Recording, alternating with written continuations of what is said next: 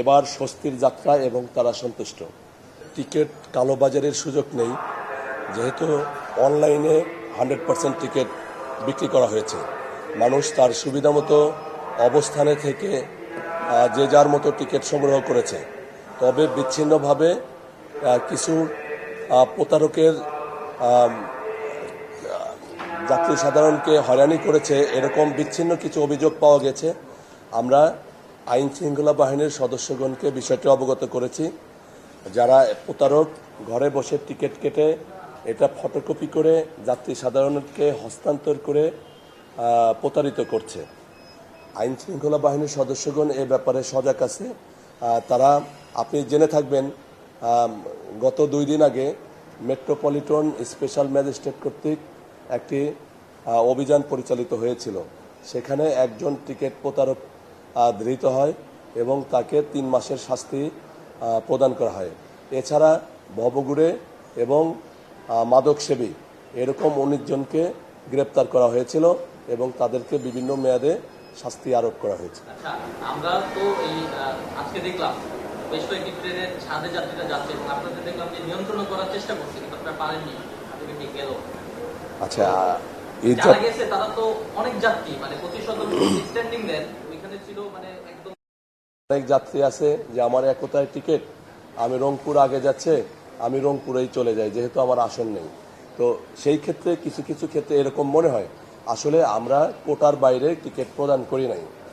আর আপনি জেনে থাকবেন ঈদ যাত্রায় শেষ মুহূর্তে কিছু গার্মেন্টস শ্রমিক এবং ইন্ডাস্ট্রিয়াল শ্রমিক যারা আছে একসাথে ফ্যাক্টরি বন্ধ হওয়াতে তারা নিজ নিজ ঘরে ফেরার চেষ্টা করে।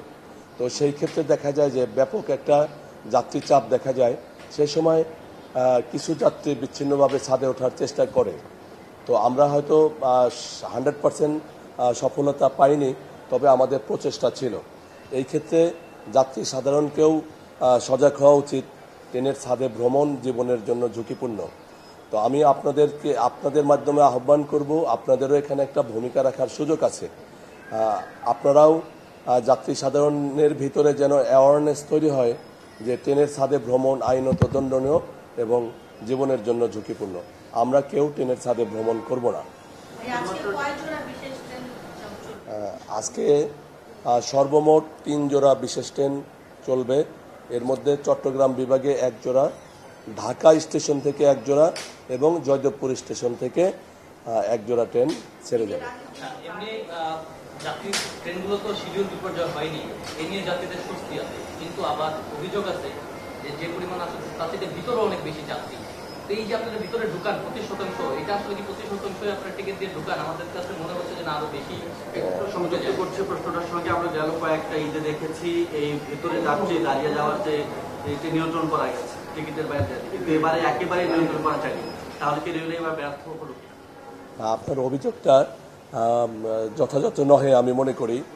আপনি দেখে থাকবেন যে সুশৃঙ্খলভাবে প্রত্যেকটা ট্রেনেই যাত্রী উঠতে পেরেছে এবং তারা স্বাচ্ছন্দ্যে ভ্রমণ করছে।